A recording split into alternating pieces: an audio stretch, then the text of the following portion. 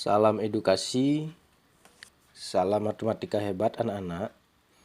Kali ini Pak Guru akan mengajak anak-anak untuk membahas tentang garis dan juga hubungan antar garis serta sudut yang terbentuk apabila dua garis sejajar dipotong oleh sebuah garis.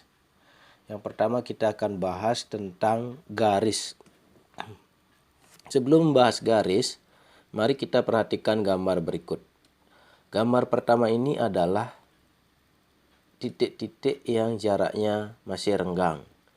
Kemudian gambar kedua, titik-titik ini jaraknya semakin rapat.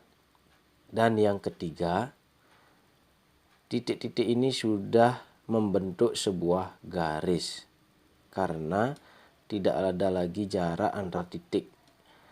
Nah, berarti garis ini terbentuk dari kumpulan titik-titik. Jadi yang dinamakan garis itu adalah kumpulan beberapa titik. Nah, setiap garis tentu memiliki nama. Ada cara untuk memberi nama sebuah garis. Ya. Ini caranya, garis diberi nama dengan satu huruf kecil. Kalau memakai satu huruf berarti hurufnya harus huruf kecil atau dua huruf kapital. Atau kalau memakai dua huruf berarti hurufnya harus huruf kapital. Contohnya seperti berikut. Biar lebih jelas, ini contohnya. Ini adalah garis M memakai nama satu huruf kecil. Atau garis yang di bawahnya adalah garis AB. Ya, ini garis AB. Ini memakai dua huruf kapital ya. Itu cara memberi nama sebuah garis. Nah, selanjutnya kita mengenal beberapa istilah dalam pembelajaran garis. Yang pertama ini namanya adalah ruas garis atau segmen garis. Ada pembatas di antara kedua ujungnya. Pada kedua ujungnya ada dua titik ya. Ruas garis adalah garis yang dibatasi oleh dua titik pada kedua ujungnya. Artinya, garis ini tidak boleh diperpanjang. Tidak bisa diperpanjang, hanya ukurannya seperti ini. Ya, ini namanya ruas garis AB. Kemudian, yang kedua ada namanya sinar garis. Salah satunya dibatasi oleh titik, kemudian ujung yang lainnya bisa diperpanjang. Ya, namanya sinar garis. Ini seperti ada sinarnya mengarah ke B sinarnya ini. Ya, sinar garis AB jadi arahnya ke B. B-nya ini bisa diperpanjang. Kemudian ini namanya garis lurus atau garis, biasa disebut garis ya.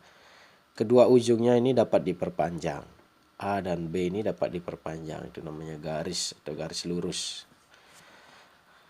Kemudian Pak Guru akan bahas tentang hubungan antar garis.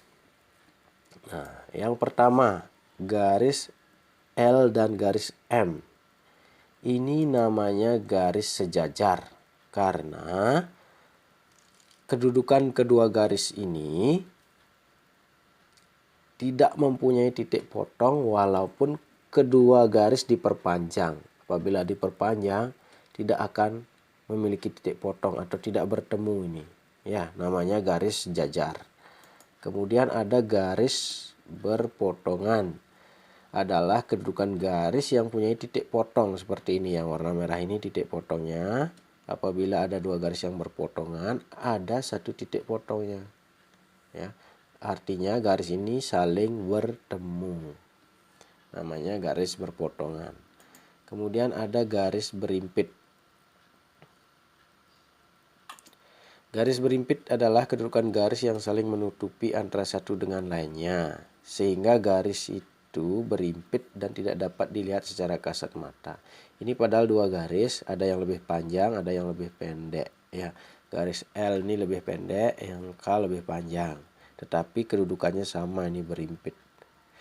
Di garis ini memiliki banyak titik potong ya, karena ini kayak bertemu nih. Ya, berimpit, istilahnya kayak bertumpuk ini ya, berimpit. Nah, itu adalah hubungan antar garis. Kemudian Pak Guru bahas sudut yang terbentuk apabila dua garis sejajar seperti ini, garis M dan garis N dipotong oleh sebuah garis. Ini bukan garis saya, garis. Nah, ini garis yang memotong adalah garis L. Garis L ini memotong garis M dan garis N. Garis M dan N itu sejajar. Nah, garis L ini disebut garis transversal ya. Seperti batas dia ya, garis transversal ini.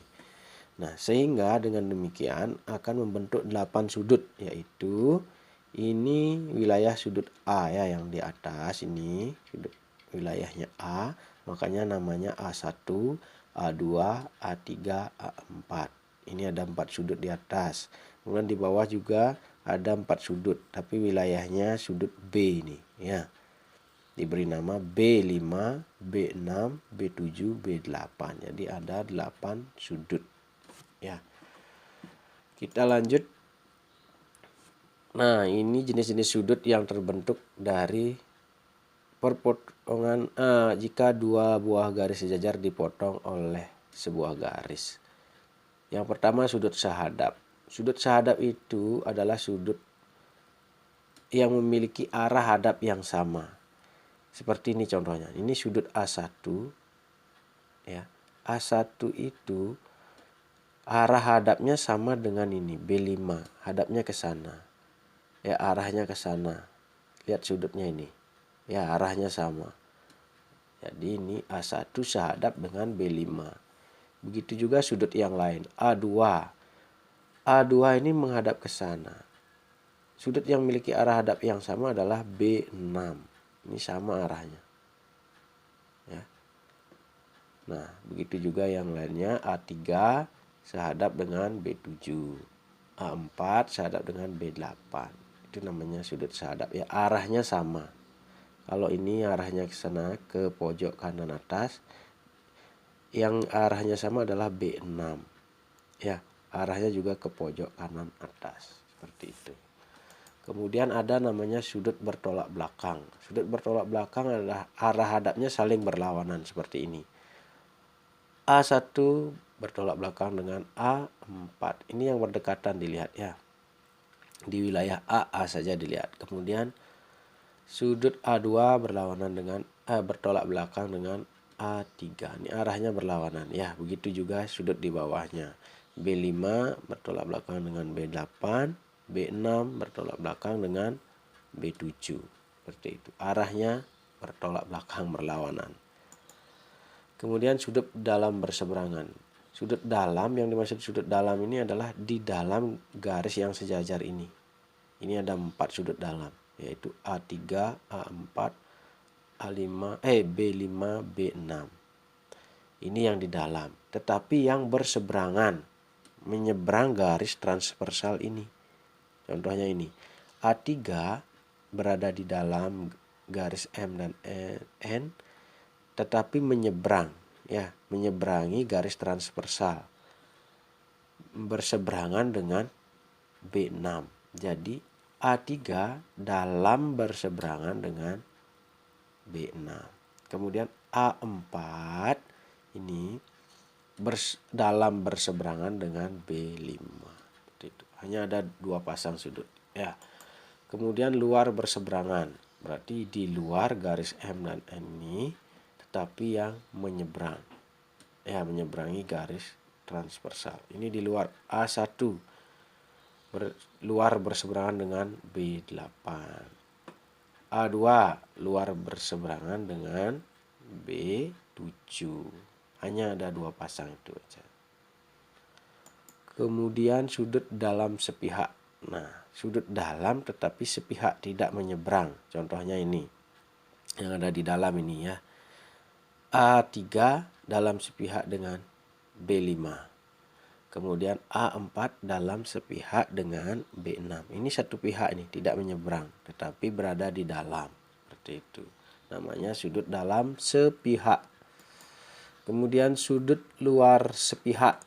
Nah, di luar garis M dan N ini tetapi tidak menyeberang juga ya. A1 luar sepihak dengan B7. A2 luar sepihak dengan B8. depan seperti itu ya. Nah, berapakah besar sudut sehadap, sepihak, berseberangan, sudut bertolak belakang ya. Sebelum memahami itu, kita pahami dulu ini. Sudut berpelurus. Ini sudut A dan sudut B. Kalau kita tarik garis dari sini sampai di sini membentuk setengah lingkaran ini. Nah, sehingga sudut ini, sudut berpelurus ini besarnya 180 derajat. Ya. Apabila sudut A ditambah sudut B atau dijumlahkan, nanti besarnya itu setengah lingkaran atau 180 derajat. Nah, itu namanya sudut berpelurus. Ya, istilahnya berpelurus atau bersuplemen, ya. Nah, misalnya sudut A ini besarnya adalah 120 derajat. Ya, berarti sudut B dapat dihitung dengan cara 180 dikurangi sudut A dikurangi 120, itulah besar sudut B. 180 dikurangi 120 derajat, hasilnya 60 seperti ini ya. Apabila sudut A 120 derajat, maka sudut B dapat dihitung. Sudut B sama dengan 180 derajat kurangi 120 derajat atau kurangi sudut A. Jadinya 60 derajat seperti itu. Ini 120, ini 60 derajat. Berarti semuanya 180 derajat. Nah, kita lanjut. Sudut sehadap besarnya sama. Kalau sehadap misalnya ini sudut A, kalau di contoh ini ya, sudut A ini akan sehadap dengan E ya. Sudut A dengan E sehadap. Sudut B dengan sudut F ini arahnya sama. Itu besarnya sama juga ya. Kalau ini misalnya 120 yang A, yang E juga 120. Kalau ini B misalnya 60, yang F juga 60 derajat gitu ya. Sudut bertolak belakang besarnya sama. Ini sudut A dan sudut D besarnya sama. Sudut B dan sudut C besarnya juga sama. Sudut dalam berseberangan besarnya sama. Ini dalam berseberangan. C dengan F besarnya sama. D dengan E besarnya sama. Sudut luar berseberangan besarnya sama. Ini sudut A luar berseberangan dengan sudut H. Ini besarnya sama. Sudut B dengan sudut G besarnya sama. Nah, kalau yang sepihak ini misalnya dalam sepihak ini besarnya tidak sama ya, tetapi dia bersuplemen namanya, berpelurus dia. Nah, kita lanjut dengan contoh soal. Misalnya contoh dalam gambar ini, apabila sudut A ini lambang sudut ya, sudut A 110 derajat, berapakah besar sudut F? Yang ditanya F, yang diketahui sudut A. Nah, kita bisa menjawab dengan mencari hubungan antar sudutnya. Kita ketahui bahwa sudut A ini sehadap dengan sudut E.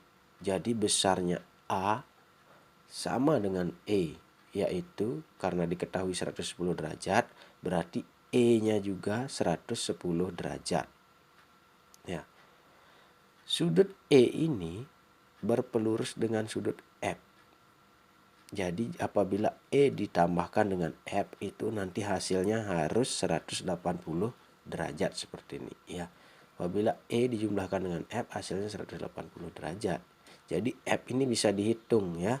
Karena sudut E sudah diketahui 110, berarti sudut F sama dengan 180 derajat dikurangi sudut E, dikurangi besar sudut E.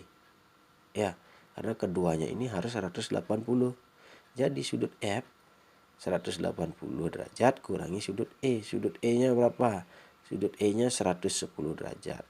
Jadi besar sudut F adalah 70 derajat. Nah, seperti itu. Artinya apabila ini 110 derajat yang E, berarti yang F-nya ini tinggal melengkapi agar jadi 180. Jadi besarnya 70 derajat. Nah, seperti itu contohnya soalnya. Dan Seperti itu juga penjelasan Pak Guru tentang garis dan sudut.